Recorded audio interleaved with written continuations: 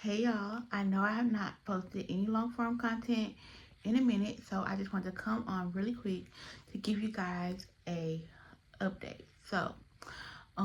Tuesday night, I was standing in the kitchen with my son talking to him, and all of a sudden, in the middle of us talking, he started to do this, and he just stood there. I called his name. I kept saying Tristan, touching him, saying Tristan. He did not respond. And normally when he do these things, it's normally quick and then he comes back. But this time it was longer. Now, starting in the second and third grade, his teachers always say, because he would always like be very fidgety, he couldn't be still, and it was like, well, maybe he have ADHD. So we just thought maybe he have ADHD. We got sleep studies done because he would just wake up at 4:30 in the morning.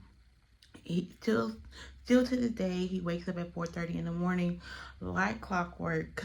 um and so we just said, well, maybe he just need more rest since he's waking up early in the morning. And come to find out, Thursday morning, we found out that that was not the case. So Wednesday, we got up and took him to the ER versus waiting to see his pediatrician, because at this point, we didn't did the sleep study, we didn't did all these things. um we didn't got the tonsils taken out, and he's still doing the same thing. So I took him to the ER, and in the middle of being in the ER, we was talking to the pediatrician doctor that came to observe him. And in the middle of her observing him, he starts to scratch his head like he normally does, and then he snaps out. He zones out, and then when she calls his name, he comes right back.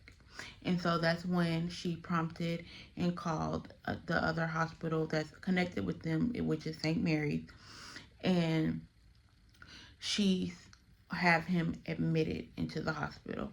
With him being with him being admitted into the hospital, they wanted to do an EEG. With an EEG, they put the little things on his head. They have a camera and they do video monitoring, as well as they monitor everything that's going on in his brain. Now, while I was there, I'm not gonna lie, I was very panicky and I was scared. For one, my aunt passed away at the beginning of last year in March. Her birthday was the same day that we got admitted into the hospital, which was the 21st. My grandma passed in October. And so me laying on the same couch and him being in the hospital bed versus my grandma, it just brought back a lot of memories. Not only was I scared, my whole family was scared at this point, because we're like, okay, is this another repeat at this point? And so they hook him up to all these monitors, like the little head things or whatever. And I laid there. He went to sleep. I went to the bathroom.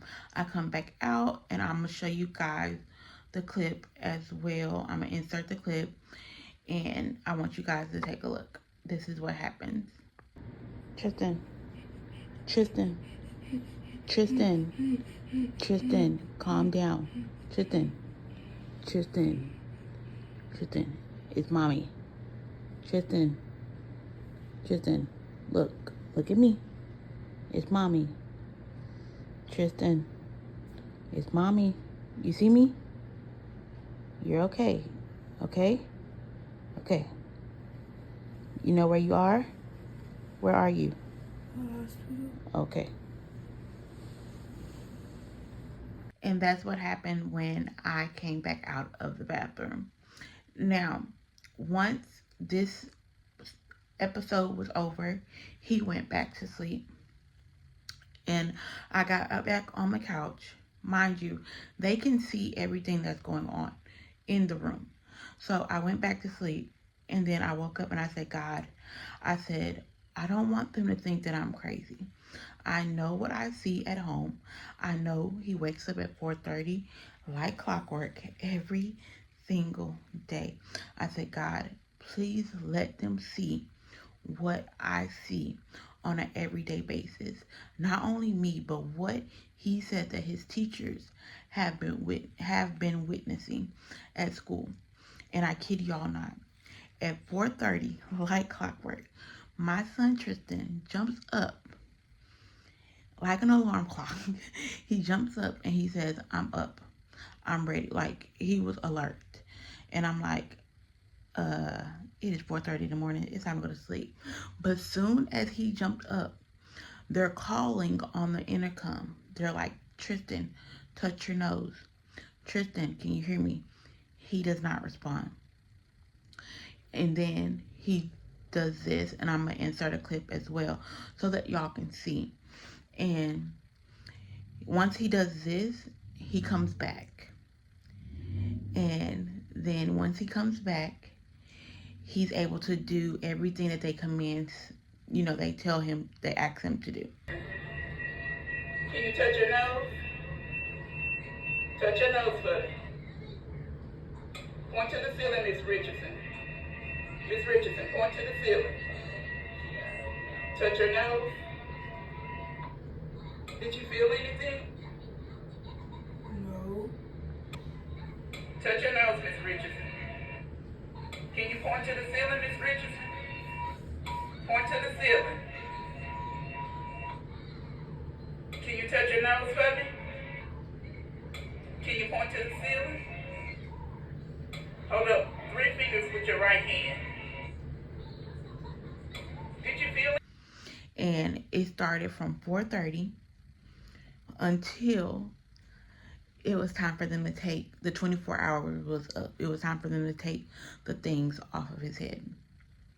They prescribed him seizure medicine, and they came and talked to me to let me know that he was diagnosed with absent seizures. Now, with absent seizures, they did let us know that how the pediatrician explained it to us was that absent seizures are like you're at your grandma's house and you got one of those old timey TVs and the cable is messing up and you're trying to fix the antenna, but it keeps coming on and off, on and off. That's my son's brain right now. And they also explained that with absent seizures, it's also hereditary. So my husband, he had seizures, but he grew out of them. I had seizures, I grew out of them, and then I got my seizures back, but I only have them in my sleep. But I take medicine for them, and I got them back after I had my daughter. Now, his cousin, she had seizures as well. And my husband's brother, he had seizures also. So they want to keep a close eye on my daughter as well because it's hereditary. And so that's where I'm at right now. We are adjusting. He has been taking his medicine. We are at home, y'all. We are literally in a snowstorm. And I'm going to show you guys this snowstorm. But we are at home. He does not go back to school until Monday. But the way they're talking about with this weather is probably Tuesday. The doctor did write me up a letter to give to the school.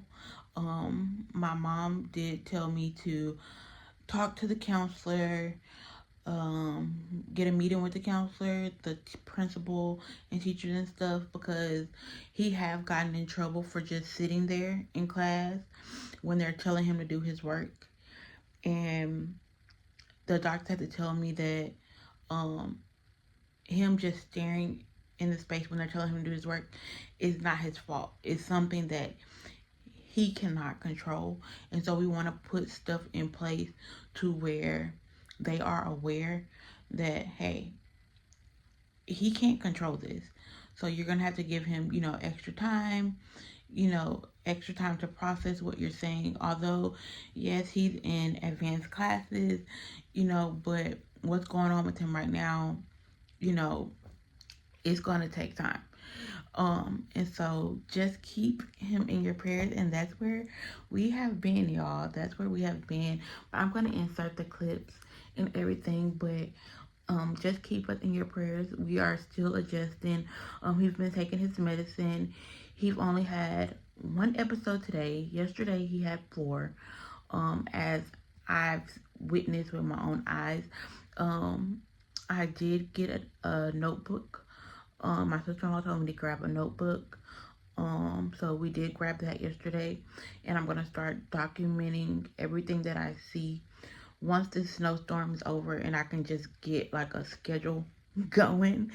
Um, and we're up moving around because right now we're just sitting around and stuff like that. But yeah, that's where we've been. So keep us in your prayers. I love you guys so much. Some of y'all have seen my shorts, so some of y'all know what's been going on. So thank y'all that have been praying. It truly, truly, truly means a lot. I love you guys so much, and I will see y'all in the next video.